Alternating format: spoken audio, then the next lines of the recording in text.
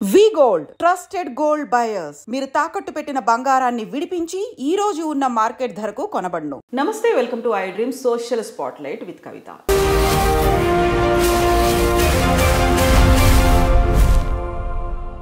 దాదాపు 500 ఏళ్లకు పైగా చరిత్ర ఉన్నటువంటి చిలుకూరు దేవాలయం మీద సడన్ గా ఒక చర్చ మొదలైంది. అది కూడా రామరాజ్యం ఆర్మీ చీఫ్ వీరరాఘవరెడ్డి తన గ్యాంగ్తో ఆలయ అర్చకుడు రంగరాజన్ మీద దాడి చేసిన ఆ తర్వాత డిఫరెంట్ ఎపిసోడ్స్ అనేవి కనిపిస్తున్నాయి. ఇప్పుడు సడన్గా మేమే హక్కుదారులం అంటూ గుణాల ఫ్యామిలీ కూడా బయటకు వచ్చింది.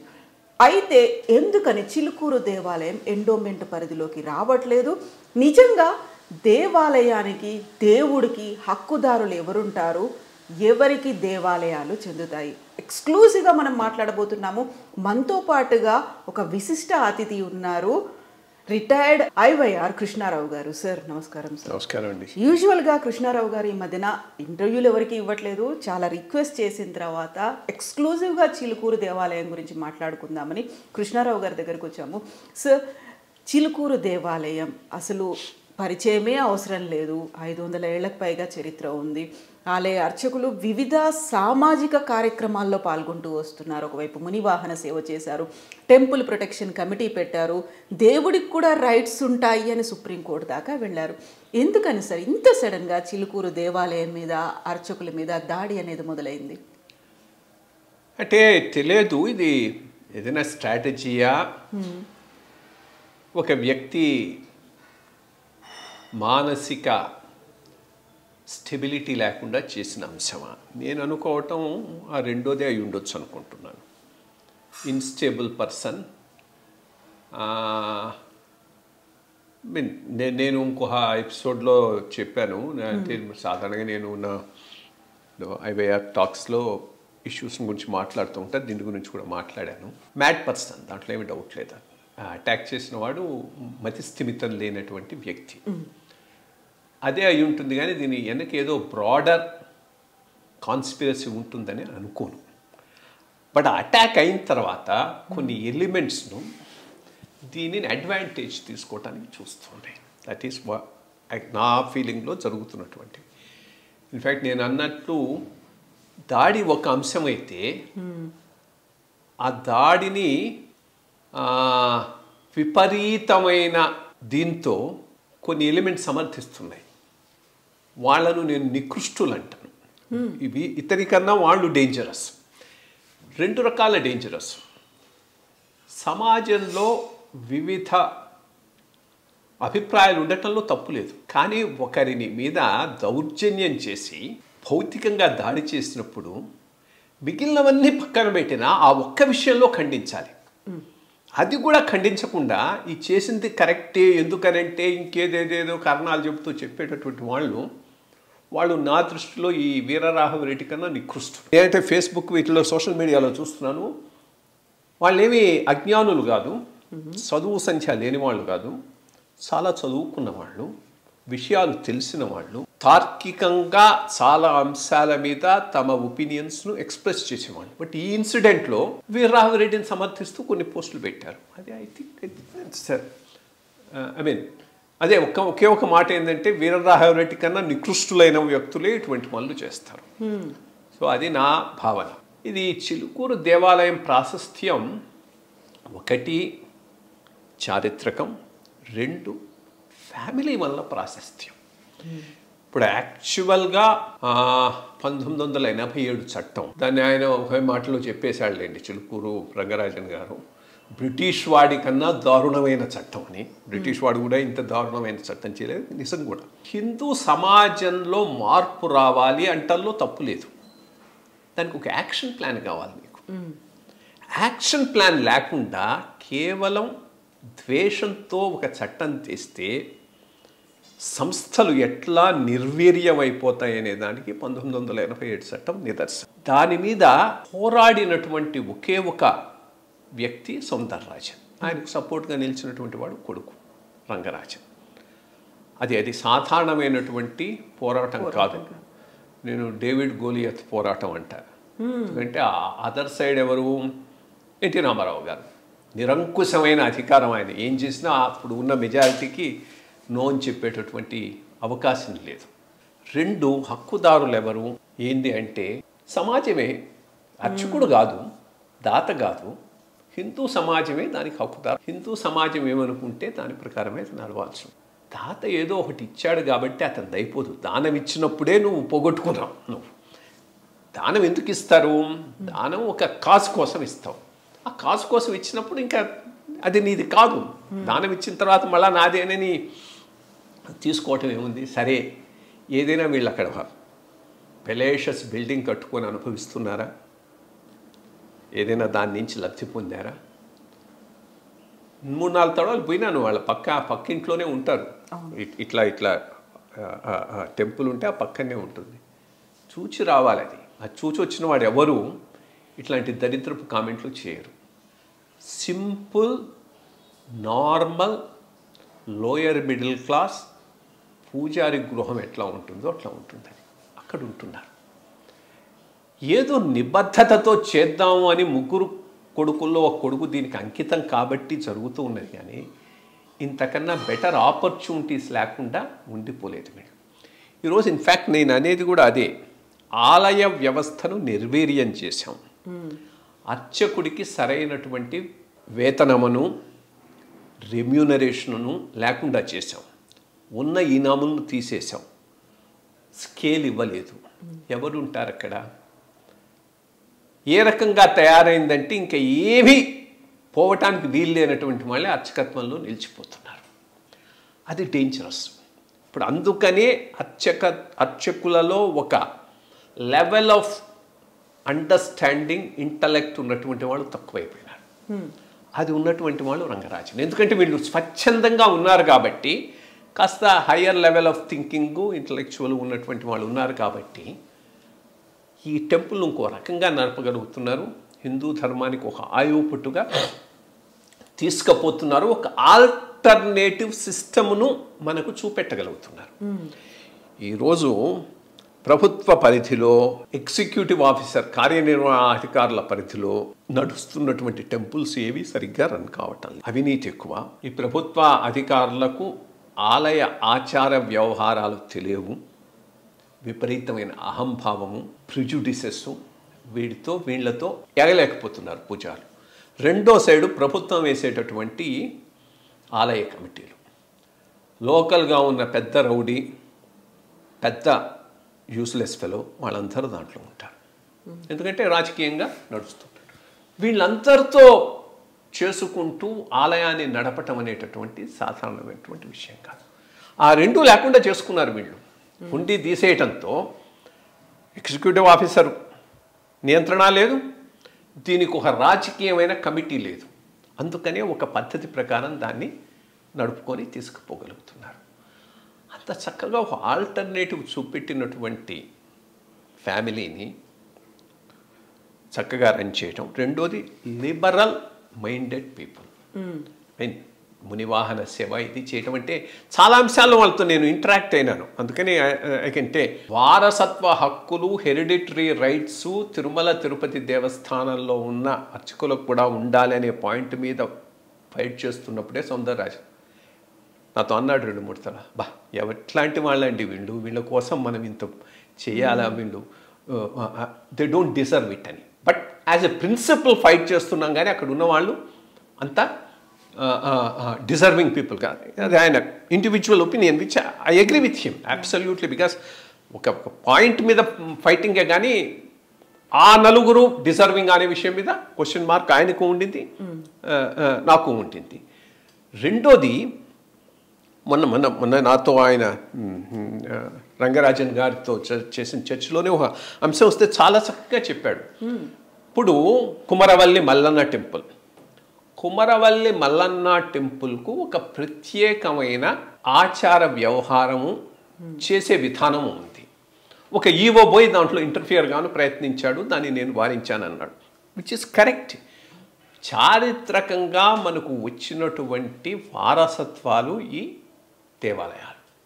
ఏ దేవాలయంలో ఏ రకమైనటువంటి సంప్రదాయం ఉంటే అదే కొనసాగించాలి. అది వైదికం కాకపోయినా ఈయన వైదికం కోసంగా ప్రచారం చేయటం లేదు. ఆ అవైదికమైనటువంటి ఆచార వ్యవహారం ఆ టెంపుల్కి యూనిక్ కాబట్టి అదే కంటిన్యూ కావాలని మాట్లాడే వ్యక్తి రంగరాజన్. సో అది అది అది ఎప్పుడు వస్తుంది నీకు ఓవరాల్ ఇష్యూ మీద ఒక చక్కటి అవగాహన ఉన్నప్పుడే వస్తుంది. సో సోషల్ ఇవిల్స్ అయినవి లైక్ జంతు బలులు, దేవదాసి సిస్టము, వీటికి తాగులేదు. బట్ అదర్ దాన్ దట్ యునిక్గా ఏదైనా టెంపుల్లో ఏ ఆచార వ్యవహారం జరుగుతూ ఉంటే అదే కొనసాగాలి అనేది ఆయన దృఢమైన అభిమతం.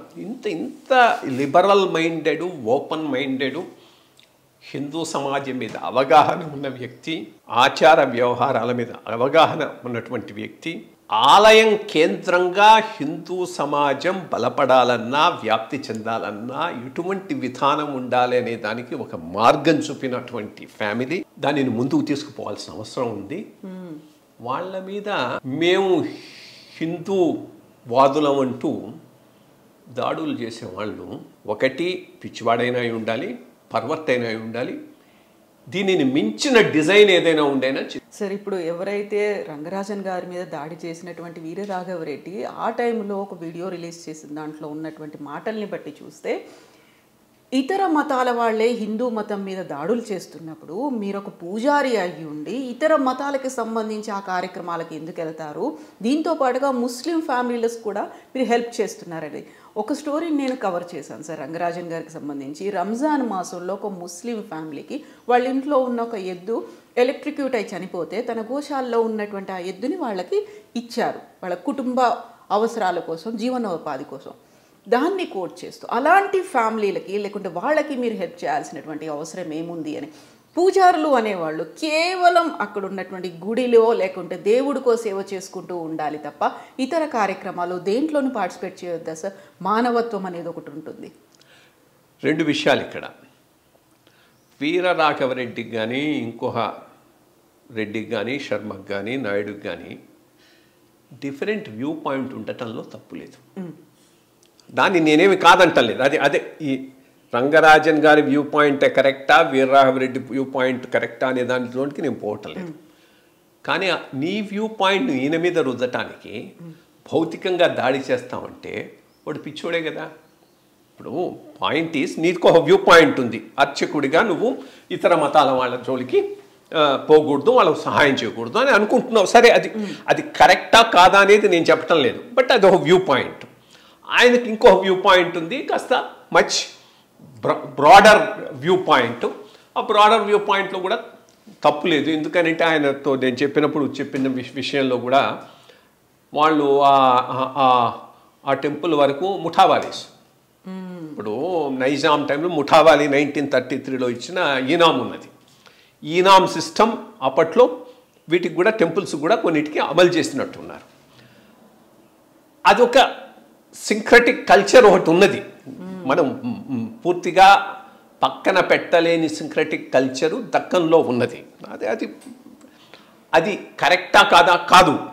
నా దృష్టిలో అది ఒక లెవెల్లో ఆగిపోయింది, ఇంకో సైడ్కి వచ్చేసింది. రజాకర్లు, నిజాము టువర్డ్స్ ది ఎండ్ చాలా మారిపోయినారు. సో ఈ పరిస్థితిలో ఆ సింక్రటిక్ కల్చర్ ఎక్కడ ఆగిపోయింది, దాన్ని మళ్ళీ రివైవ్ చేయాలంటే వాళ్ళు కూడా అంత లిబరల్గా ముందుకు వస్తున్నారా? సో ఇవన్నీ ఇష్యూస్, దీని మీద డిస్కషన్ జరగవచ్చు, తప్పులేదు. నేనేమి దీని మీద రంగరాజన్ గారి విధానం కరెక్ట్ అని కానీ, వీరరాఘవరెడ్డి కానీ ఇంకోటి విధానం తప్పని కానీ నేను అన్ను. దాని మీద డిస్కషన్ జరగవచ్చు, వ్యూ పాయింట్స్ ఎమర్జ్ కావచ్చు, ఏదో ఒక కాన్సెన్సస్ రావు.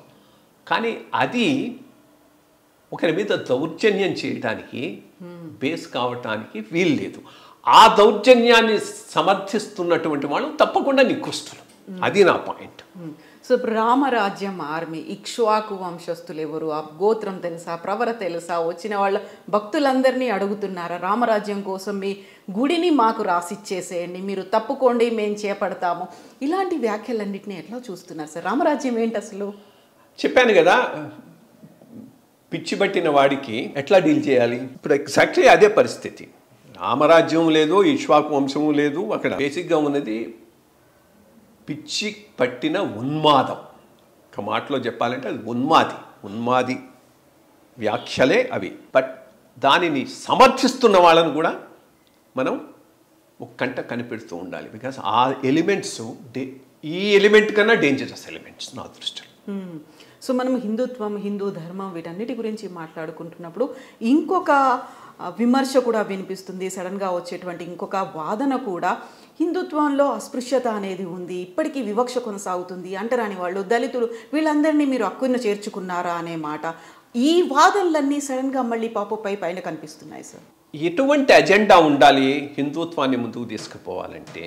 గుడిని, అర్చకుణ్ణి కేంద్రంగా చేసుకొని హిందూ మత పరిరక్షణకు, వ్యాప్తికి ఒక కార్యాచరణ రూపొందించుకొని ముందుకు తీసుకుపోవాల్సిన అవసరం ఉంది. దానికి కేంద్రం బిందువైన అర్చకుణ్ణే ఒక వర్గ శత్రువుగా చూపెడుతూ ఉన్న ఏవి వీళ్ళే బూర్జువా కాదు, వీళ్ళకేం వేల వేల ఎకరాలు లేవు, పెద్ద ఇది లేదు, వాడి కడుపు కొట్టి వాడికున్న కొద్ది భుక్తి ఎవరిచ్చారు, ఈరోజు ఇచ్చినవి కావు, ఎప్పుడో తరతరాల క్రితం ఆ ఆలయాన్ని ఏర్పాటు చేసినప్పుడు ఆలయాన్ని ఏర్పాటు చేసిన జమీందారో, ఆ గ్రామంలో ఉన్న పెద్ద రైతులో, రాజులో ఈ టెంపుల్, ఈ ఆలయం నిరంతరంగా సాగాలి అంటే, ధూప దీప నైవేద్యాలు సక్రమంగా జరగాలి అంటే దీనికి కొంత ఆదాయం కావాలి. ఆదాయం కోసంగా కొన్ని ఈనాములు ఇచ్చారు, సర్వీస్ ఈనాములు, దేవుడి మాన్యాలు. అవి ఎవరికి ఇచ్చారు? అందరికీ ఇచ్చారు. ఎక్కువ అర్చకుడికి ఇచ్చి ఉండొచ్చు, అర్చకుడికి ఇచ్చారు. అక్కడ చుట్టూ పరిశుభ్రం అది చేసేటువంటి శాఖలకి ఇచ్చారు. కాగడ కట్టుకొని పోయేవాడికి హోమాన్యం ఉంది, అందరికీ ఉన్నాయి. సరే, అవి తీసేశారు. తీసేసిన తర్వాత ఈ అర్చకుడికి ఏదో ఒక భుక్తి చూపెట్టాలి కదా, దానికేమి విధానం లేదు. అది బాయా ఇది బాయా నువ్వు వండి చేసుకోమంటే ఎవరు చేసుకుంటాడు? సో దానివలన అర్చకులుగా ఉండేటటువంటి వాళ్ళే లేకుండా పోతున్నారు. రెండోది, అక్కడనే నేను ఇప్పుడు బై చాయిస్ అర్చకుడుగా ఉంటే ఆ లెవెల్ ఆఫ్ ఇంటలెక్టు, ఆ లెవెల్ ఆఫ్ అండర్స్టాండింగు రంగరాజన్లాగా ఉంటుంది. బై చాయిస్ కాకుండా బై నెసెసిటీ ఉంటే గ్రామాల్లో ఉన్న అర్చకుల్లాగా ఉంటుంది. ఏమీ తెలియదు, మినిమం కూడా తెలియదు. అటువంటి బలోపేతం చేసే విధానాన్ని తీసుకొచ్చి అర్చకుణ్ణి ఆర్థికంగా ఆదుకొని అప్పుడు అతనికి ఒక బాధ్యత ఇవ్వండి, సోషల్ అవుట్ రీచ్ బాధ్యత. అది అక్కడ ఇప్పుడు అది నిజం. అస్పృశ్యత, మనం హిందూ మతం ఇవాల్వ్ అయిన విధానంలో చాలా లోపాలు ఉన్నాయి, కాదంటలేదు. దానివల్ల మొత్తం మతాన్నే నువ్వు పక్కన పెట్టాల్సిన అవసరం లేదు. ఎక్కడెక్కడైతే ఆ లోపాలను సరిదిద్దటానికి ఒక యాక్షన్ ప్లాన్ కావాలి. దానికి అర్చకుణ్ణి బలోపేతం చేయాలి, ప్రేరణ ఇవ్వాలి, సమాజాన్ని కూడా బలోపేతం చేయాలి. ఇన్ఫ్యాక్ట్ నేను అదే అంటా, ఒకవేళ అర్చకుడికి ట్రైనింగ్ ఇచ్చి దళితవాడికి వెళ్ళి తీర్థం ప్రసాదం ఇచ్చి 4 మంచి మాటలు మాట్లాడి వస్తే, దళితవాడనే కాదు, దళితవాడ, గిరిజనవాడ, ఎక్కడైతే ఎక్కువ ఈ కన్వర్షన్స్ అవి జరుగుతున్నాయో, గ్రామంలో ఉన్న అర్చకుడు అక్కడికి పోతే ఎవరు మారరు, మతం మారరు. ఇన్ఫ్యాక్ట్ నెత్తిన పెట్టుకొని చూస్తారు, మేము దూరం అయ్యామనే భావన పోతుంది. అది చేయాలి. దానికి ఒక యాక్షన్ ప్లాన్ కావాలి. అది తయారు చేసుకునేటటువంటి విషను, ఆలోచన ఈ ప్రభుత్వాలకు లేవు. ఎందుకంటే బేసిక్గా ఇప్పుడు ఈ మొత్తం దేవాదాయ వ్యవస్థ అంతా ప్రభుత్వం కింద నడుస్తుంది కాబట్టి ప్రభుత్వానికి యాక్షన్ ప్లాన్ లేకపోతే ఏమీ జరగదు. సో ఆ యాక్షన్ ప్లాన్ మీద కాన్సన్ట్రేట్ చేయకుండా వీడికున్న ఆ కాస్త భుక్తి తీసేసి వాడిని వర్గశత్రువులాగా సృష్టించేసి వాడి మీద అటాక్ మొదలు పెడితే మొత్తం హిందూ మతమే నాశనం అయిపోతుంది. సో అది బలోపేతం చేసి అక్కడ సోషల్ అవుట్ రీచ్ కోసం ప్రయత్నం చేయాలి. ఆ సోషల్ అవుట్ రీచ్ ఇప్పుడు అక్కడనే పెద్ద పెద్ద ప్రాబ్లం వస్తున్నది. హిందూ మతం, నేను మొదటి నుంచి చెప్తున్నట్టు, one of us know it అనుకోండి, ఇది పరిణితి చెందిన మతం, ఇవాల్వ్డ్ రిలీజన్. ఇవాల్వ్డ్ రిలీజన్ ఎప్పుడు ఎవాంజలిక్గా ఉండదు. ఎవాంజలిక్గా ఉండదు కాబట్టి నువ్వు పోయి ప్రచారం చేయవు. వేరే సార్ మిగిలిన 2 మతాలు బోధింపబడ్డ మతాలు, వాళ్ళకి one of the main mission is ప్రచారం, ఎక్స్పాన్షన్. సో వాళ్ళేమో ప్రచారం మోడ్లో వెళ్ళిపోతున్నారు. కావాల్సినంత ధనాలు ధనం ఇంటర్నేషనల్గా వస్తున్నది. నువ్వా అర్చకుడిని గుడికి పరిమితం చేశావు. ఆ గుడికి పరిమితమైన అర్చకుడు కూడా వర్గశత్రువు కింద చూపెట్టేసి వాడికున్న 4 రూపాయలు తీసేసి వాడికి పొట్టగొట్టేశావు. కొట్టేసి హిందూ మతం కన్వర్షన్స్ జరిగిపోతున్నాయంటే జరుగుతాయి, జరగకుండా ఎక్కడికి పోతే దాన్ని అది ఎదిరించే సిస్టమ్ ఎక్కడ ఉన్నది, అది తయారు చేసుకోవాలి. దానికి అర్చకుడిని ఒక బేస్ కింద వాడుకోవాలి. వాడుకొని తీసుకుపోతే అప్పుడు తప్పకుండా నీకు గ్రామాల్లో కన్వర్షన్స్ జరగవండి. దెన్ రెండోది అదే ఇంకో పాయింట్, అర్చకుడిని నువ్వు ప్రేరేపించి బలోపేతం చేసి అతని యాటిట్యూడ్లో మార్పు తెచ్చిన గ్రామంలో ఉన్న సమాజం సపోర్ట్ చేయాలి. అది కూడా చూసుకోవాలి. ఇప్పుడు పెద్ద మోతుబరి రైతులు వీళ్ళు ఉంటారు, ఇతను పోతానన్న వాళ్ళకి ఇష్టం ఉండకపోవచ్చు. బికాస్ ఇవి ఓవర్ ఏ పీరియడ్ డెవలప్ అయిన ప్రిజుడిసెస్ కదా. సో వాళ్ళను కూడా అక్కడ ఈ మఠాధిపతులు పీఠాధిపతులు కూడా దీన్ని ఒక ప్రధానమైనటువంటి అజెండా కింద తీసుకొని చేయగలిగితే అప్పుడే హిందూ మతం నిలబడుతుంది. కానీ అర్చకుడిని వర్గశత్రువు కింద చూపెడుతూ వాడికున్న కాస్త ఆదాయాన్ని ఎట్లా కొట్టేద్దామని చూచి ఈ పనికి మాలిన ఎండోమెంట్ బ్యూరోక్రసీని పెంచి పోషించి వాళ్ళ ద్వారా ఏదో చేస్తామంటే మాత్రం హిందూ మతానికి ఏమీ జరగదు.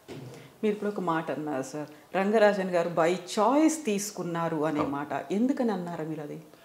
అంటే ఇప్పుడు ముగ్గురు కొడుకులు హైలీ ఎడ్యుకేటెడ్, అందరూ ఇంజనీరింగ్ చేసిన వాళ్ళు. ఇద్దరు already they are placed in different fields. ఈయన అన్న ఆయన తమ్ముడు ఆయన ఒకనేమో ఐఐటి నుంచి అయ్యి he's working in Bengaluru, second one is working somewhere with some multinational. ఈయన కూడా అదే సిస్టంలో వెళ్ళిపోయి ఉండొచ్చు. మీన్ నార్మల్గా అయితే అదే డెసిషన్ ఉండేది.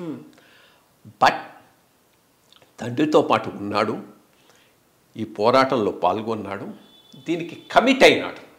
అందుకని బై చాయిస్ వదిలేసుకొని ఇక్కడ ఉన్నాడు. అది నేను చెప్పాను.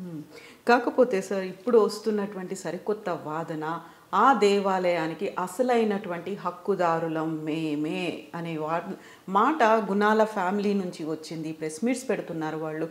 ఆ దేవాలయం దేవుడు మాకే చెందుతాడు, వంశపారంపర్యంగా అనువంశికంగా మీది కాదు అనే మాట. ఈ వాదన ఎందుకని వచ్చింది సార్ ఇప్పుడు తెర? ఫస్ట్ ఆఫ్ ఆల్ ఎవరో ఒక జమీందారు ఒక ఆలయానికి కొంత దానం ఇచ్చాడు, దానంతో అయిపోతుంది కదా. జమీందారు ఆ ఆలయం నాదేనని క్లెయిమ్ చేసుకోడు కదా. పాయింట్, ఫస్ట్ పాయింట్ అది. నువ్వు దానం ఇచ్చినప్పుడే, దానం అంటే ఏంది, ఆపేక్ష లేకుండా ఇచ్చేదే దానం. వీళ్ళు ఇచ్చారో లేదో నాకు తెలియదు, ఆ రికార్డ్ నేను చూడలేదు, రికార్డ్ అది చూసుకోవాలి. ఇచ్చిన తర్వాత అది నీది ఎట్లా అవుతుంది, ఫస్ట్ పాయింట్. రెండోది అల్టిమేట్ ఆబ్జెక్టివ్ ఏంటి, దేవాలయం సరిగ్గా రన్ కావాలి, దాని ద్వారా మనం అనుకున్న ఇది సాధించబడాలి. దాంట్లో వీళ్ళు ఎక్కడైనా తప్పు చేస్తున్నారా, లేదు కదా. సక్రమంగా నడిపేటప్పుడు ఇంకా నీ హక్కే ఉంది అక్కడ. ఇప్పుడు అక్కడైనా వాళ్ళైనా కానీ ఏమీ పాలనా మండలి ఏమీ లేదు, అక్కడ ఉండి లేదు. అనువంశిక అర్చకత్వం అయితే వాళ్ళదే, దాన్ని ఎవడు కాదంటం లేదు. ఎప్పుడో వచ్చారు తమిళనాడు నుంచి, ఇక్కడ సెటిల్ అయినారు. అహోబిలం స్వాముల వారు ఉండి చేసుకోండి అంటే చేసుకున్నారు. మరి మల్లారెడ్డి 5 తరాల క్రితం ఇచ్చాడా, 10 తరాల క్రితం ఇచ్చాడా, ఈ మధ్య ఇచ్చాడా? ఇస్తే ఏమి ఇచ్చాడు? టెంపుల్ ఇచ్చి ఉండడు. పక్కన ఏదైనా దానికి వసతుల కోసం ఏమైనా ఇచ్చారేమో అయి ఉంటుంది. దానివల్ల నువ్వు మొత్తం టెంపుల్ని ఎట్లా క్లెయిమ్ చేసుకుంటావు? పాయింట్, టెంపుల్ 500 సంవత్సరాల 400 సంవత్సరాల ఓల్డ్ కదా. మరి 400 సంవత్సరాల క్రితమే ఈయన పూర్వీకులు ఇచ్చారా? నాకు తెలియదు. ఆ క్వశ్చన్ మార్క్ ఫస్ట్ ఎవడైనా ఆన్సర్ చేయాల్సింది ఆ క్వశ్చన్ మార్క్. 2, టెంపుల్ అప్పటి నుంచి ఉంటే దాని అభివృద్ధికి పక్కన కొంత భూమి ఏమైనా వీళ్ళు ఇచ్చారా? ఇస్తే వీళ్ళకు టెంపుల్ మీద అధికారం ఎట్లా వస్తుంది? వచ్చినా కానీ వెల్ రన్ ఇన్స్టిట్యూషన్లో ఈ అధికారం క్వశ్చన్ ఏమున్నది? ఇచ్చిన తర్వాత అది సరిగ్గా రన్ కావాలనేది ఆకాంక్ష. జరుగుతూ ఉన్నప్పుడు మళ్ళీ ఎందుకు వచ్చి లేనిపోని ఇవి పెట్టడం అది I think it is uncalled for. ఏదైనా ఐ థింక్ అదంతా ఏదో కోర్టులో కొంత కేసు కూడా నడుస్తూ ఉంది, చూద్దాం ఏమొస్తుందో. సో రంగరాజన్ గారు అసలు అడ్వకేట్ కూడా సుప్రీంకోర్టులో కూడా వాదిస్తూ వస్తున్నారు, పోరాడుతున్నారు. దేవాలయాల పరిరక్షణ ఉండాలి, ఎట్ ద సేమ్ టైం దేవుడికి కూడా కొన్ని హక్కులు ఉంటాయి, డైటీ రైట్స్ కోసం అని పోరాడుతున్నప్పుడు ఇప్పుడు చిలుకూరు మీద ఫోకస్ పెట్టాలా, మిగతా అన్నిటి మీద ఫోకస్ పెట్టాలంటారు? ఇది లీగల్గా ఒక పాయింట్ సెటిల్ అయితే అన్నిటికీ వర్తిస్తుంది. సో టేకప్ చేసిన దాన్ని సుప్రీంకోర్టు వరకు కనుక నెగ్గగలిగితే డీటీ హ్యాస్ రైట్స్ అనేటటువంటిది ఎస్టాబ్లిష్ అయిందనుకో, అది ఒక చిలుకూరుకు ఒక్కదానికి పరిమితం కాదు, అన్నిటికీ. వీళ్ళు ఒక చిలుకూరు కోసమే పోట్లాడటం లేదు. సౌందరరాజన్ గారి టైం నుంచి చిన్న దేవాలయాలు వాటి అస్తిత్వం 1987 చట్టం వల్ల దెబ్బతిన్నది. దీనిని కాపాడుకోవాలి అనే దానికోసంగా వీళ్ళు లీగల్గా, రాజకీయంగా, సామాజికంగా పోరాటం చేస్తున్నారు. వాళ్ళు చేసినటువంటి వర్క్, త్యాగం చూస్తే ఎవరికైనా కళ్ళు తిరుగుతాయి. సౌందరరాజన్ ఆ వయసులో అప్పట్లో సెకండ్ క్లాస్ స్లీపర్ దీంట్లో ఇక్కడి నుంచి ఢిల్లీ దాకా పోయి 4 రోజులు ఉండి ఇవన్నీ చూసుకొని వచ్చేవాడు. వస్తూ ఉంటే ఎండోమెంట్ ఆఫీసర్లు కూడా అక్కడికే పోయేవాళ్ళు, ఇది గవర్నమెంట్ తరఫున వాదించడానికి. ఎండోమెంట్ ఆఫీసర్కు రిజర్వేషన్ లేకపోతే ఈయన కింద పడుకొని ఆయనకు రిజర్వేషన్ సెట్ ఇచ్చి ఇద్దరు కలిసిపోయినారట అక్కడ వాదించుకోవటానికి. సో పాయింట్ ఈస్ చాలా సింపుల్గా, చాలా ఇంటలెక్చువలీ ఇష్యూస్ మీద సాధారణమైన పోరాటం అయితే కాదు ఇది వీళ్ళు చేసింది. అప్పటి నుంచి 87 చట్టం, దాని మీద సుప్రీంకోర్టు ఇచ్చిన జడ్జిమెంట్లో తప్పులను మళ్ళా ఎత్తి చూపెడుతూ వీళ్ళు వేసిన పిటిషను, ఆ పిటిషన్ను పరిగణలోకి తీసుకొని సుప్రీంకోర్టు ఇచ్చినటువంటి రివైజ్డ్ జడ్జిమెంటు. సుప్రీంకోర్టు జడ్జిమెంట్ ఇచ్చినా కానీ ఈరోజు గతి లేదు అది ఇంప్లిమెంట్ చేయడానికి. అంత పవర్ఫుల్ ఈ ఎండోమెంట్ డిపార్ట్మెంట్లో ఉన్నటువంటి ఆఫీసర్. దానిని ఎక్కడ ఎక్కడ ఎక్కడ ఏ రకంగా కొట్టాలంటే అక్కడ కొడుతున్నారు. ఈ ఆఫీసర్లంతా ఎప్పుడు లైన్లో ఫాలో అవుతారు? పొలిటికల్గా సీఎం గనక ఈ ఇష్యూ కమిట్ అయి ఉంటే they will follow in line. వాళ్ళు చేశారు కాబట్టి మేము దీన్ని ఇది చేస్తామని, అంతవరకే. సో రియల్ పొలిటికల్ కమిట్మెంట్ వచ్చే అవకాశం లేదు. ఎందుకంటే వాళ్ళకు పెద్ద హిందూ ఇన్స్టిట్యూషన్స్ మీద అంత ఇంట్రెస్ట్ ఉండకపోవచ్చు. బట్ ఇచ్చినంత వరకు, కమిట్ అయినంత వరకు, రాజకీయంగా కమిట్ అయినంత వరకు, పొలిటికల్ కూడా కాదు నేను అనేది, మేనిఫెస్టోలో కమిట్ అయినంత వరకు చేశారు. సో అంతవరకు మళ్ళా ఆ యాక్ట్ అమెండ్ అయింది, రూల్స్ మారాయి. ఆ పాయింట్ మీద ఇప్పుడు ఇక్కడ పోరాడుతున్నారు. ఎక్కడ పొలిటికల్ కమిట్మెంట్ లేనిది ఇవి జరగవు. పొలిటికల్ కమిట్మెంట్ రావాలి అంటే ఈ బ్రాడర్ అండర్స్టాండింగ్ ఉండాలి, విషన్. హిందుత్వానికి వస్తున్న దెబ్బ ఎక్కడి నుంచి, దానిని ఎదుర్కోగలిగినటువంటి సామర్థ్యమున్న ఇన్స్టిట్యూషన్ ఏది? అది టెంపులు, అర్చకుడు. అతన్ని బలోపేతం చేద్దాం, అతని ద్వారా మత వ్యాప్తులను అడిగేద్దాం, హిందూ మతాన్ని వ్యాప్తి చేద్దాం. ఎక్కడైతే వాళ్ళు మమ్మల్ని నెగ్లెక్ట్ చేశారో, మమ్మల్ని పరిగణలోకి తీసుకోలేదనుకున్నటువంటి ఆ పాపులేషన్ మనం ఆదరిద్దామనేటటువంటి ఒక బ్రాడర్ విషన్ లేకుండా ప్రభుత్వాల ఆధీనంలో టెంపుల్స్ ఉన్నంత వరకు ఇది జరగకపోవచ్చు. సో ప్రభుత్వాల నుంచి తీసేస్తే ఇట్లా రన్ కావాలి, ఇట్లా రన్ అయితే దెన్ వాటి వల్ల ఇది ఉంటుంది. ఆ రకంగా అర్చకులను బలోపేతం చేయాలి, అది పెద్ద టాస్క్. అన్నీ చిత్తశుద్ధి ఉండాలి ప్రభుత్వాలకు. ఒక పెద్ద ఉద్యమం, ఆ తర్వాత జరగాల్సినటువంటి పోరాటం ఇంకా అయితే ఉన్నది. అది ఎట్లా జరగాలి అంటే ఇది ఇట్లాంటిది కాదు, ఈ పైత్యంతో కూడిన పోరాటం కాదు. పైత్యరహితంగా ప్రోస్ అండ్ కాన్స్ డిస్కస్ చేసి ఒక యాక్షన్ ప్లాన్తో ముందుకు పోతే తప్పకుండా మంచి రిజల్ట్స్ ఉంటాయి. అటువంటి దాంట్లో వీళ్ళు బాగా హెల్ప్ చేయగలరు. బికాస్ వీళ్ళు ఆ కాసు కట్టుబడి చాలా పనిచేశారు. ఎందుకని ఇప్పుడు మీరు చెప్పినట్టుగా సౌందరరాజన్ గారు కావచ్చు, రంగరాజన్ గారి మీద మీకు అంత నమ్మకం, ఆ గురి అనేది కలిగింది? అంటే నేను ఈ మొత్తం ఇష్యూ 1987 నుంచి అబ్జర్వ్ చేస్తూ ఉన్నాను, ఆ యాక్ట్ వచ్చినప్పటి నుంచి. ఆ పైన వాళ్ళతో క్లోజ్గా ఈ ఇష్యూ మీద నేను వర్క్ చేశాను. ఆఫీస్లో ఉన్నప్పుడు వర్క్ చేశాను, బయటకు వచ్చిన తర్వాత వర్క్ చేశాను. అవి జరగకపోవడం ఆశ్చర్యం వేసింది. అంటే వీళ్ళకు లాబీ లేదు, అర్చకులకు లాబీ లేదు కాబట్టి ఆగిపోయింది. సో నేను వీళ్ళందరినీ కూర్చోబెట్టి ఆ రూల్స్ అన్ని డ్రాఫ్ట్ చేశాం. రూల్స్ ప్రతిదానికి ఎండోమెంట్స్ డిపార్ట్మెంట్ నుంచి అబ్జెక్షన్, ఆఫీసర్స్ నుంచి, వాళ్ళ నుంచి అబ్జెక్షన్ వచ్చిందనుకో అది ముందుకు పోదు, ఎందుకంటే పుష్ చేసేవాడు ఎవడు ఉండడు.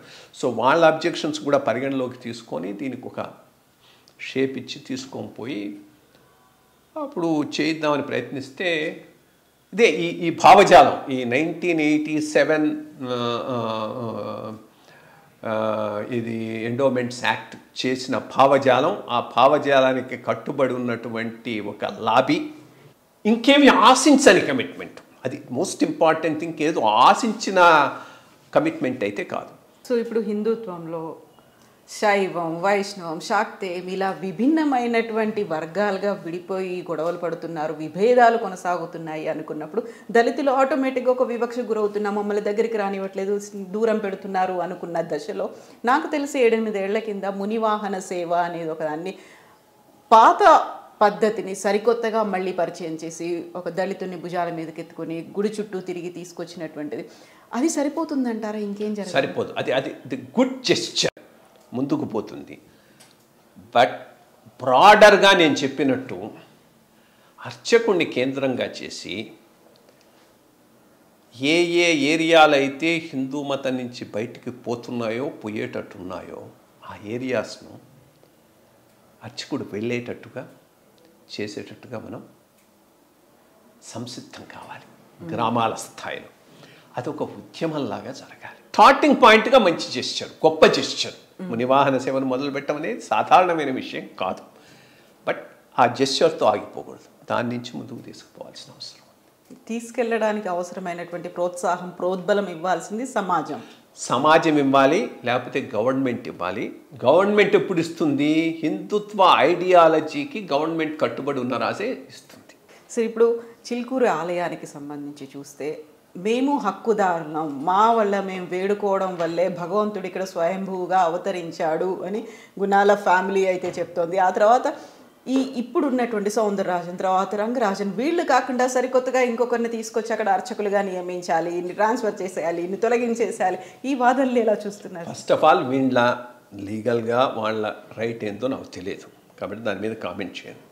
ఏదైనా దానం చేసినా, ఇందాక చేసినట్టు దానం చేసిన వాడు మళ్ళీ అది నాదని అంటాం సరికాదు. తొలగించడం అనేది అనువంశికంగా తరతరాలుగా వస్తున్న వాళ్ళని తొలగించడం అనేది అర్థం లేదు. ఇతని ప్రాపర్టీ అయితే కాదు కదా.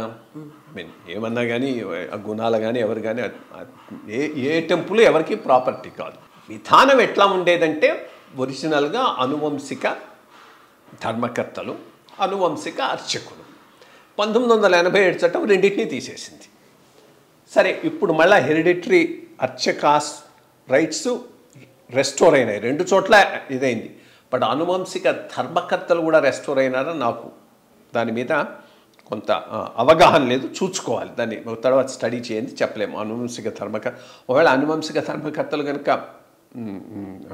రెస్టోర్ అయ్యి ఉంటే వాళ్ళు వచ్చేస్తారు. బట్ ధర్మకర్త అర్చకుడిని నియమించడు. పాయింట్ ధర్మకర్తే, అర్చకుడే, అనువంశపు అర్చకుడే, అనువంశపు ధర్మకర్తే. సో ఇదేదో వాళ్ళ ప్రాపర్టీ అన్న రకంలో వాళ్ళు మాట్లాడటం మాత్రం సరికాదు. అది కరెక్ట్, లీగల్గా కరెక్ట్ కాదు, సమాజపరంగా కూడా కరెక్ట్ కాదు. దేవాలయాలు, దేవస్థానాలు, ట్రస్ట్ బోర్డులకి సంబంధించి గతంలో ఒక చర్చ అయ్యప్ప దేవాలయానికి సంబంధించి శబరిమలలో కనిపించింది, ఆ తర్వాత ట్రావెన్కోర్, ఇవన్నీ వచ్చాయి. ఇప్పుడు మళ్ళీ చిలుకూరుకు సంబంధించి దేశవ్యాప్తంగా ఒక ఉద్యమంలాగా రావాలి, దేవాలయ పరిరక్షణ జరగాలి, దేవుడికి కూడా హక్కులు ఉంటాయి అనే ఉద్యమాన్ని ముందుకు వెళ్ళాలి, దేవుడికి డైటీ రైట్స్ ఉంటాయి అంటే ఏం జరగాలంటారు సార్? ప్రధానంగా ఇది దేశవ్యాప్తంగా జరగాల్సిన అవసరం కూడా లేదు, లోకల్గా జరిగితే చాలు. మన తెలంగాణ, మన ఆంధ్రాలో ఇది సపరేట్ ఉద్యమం కింద జరగాల్సిన అవసరం ఉంది. But at the same time రెండూ జరగాలి. ప్రభుత్వం నుంచి బయటికి రావాలి, బయటకు వచ్చిన తర్వాత వీటిని ఏ రకంగా నిర్వహించాలనే దాని మీద కూడా ఒక కార్యాచరణ రూపొందించుకుంటే తప్పకుండా ముందుకు పోవాలి. Thank you so much sir. ధన్యవాదాలు సార్. థ్యాంక్ యూ, మీ టైం మాకు ఇచ్చినందుకు.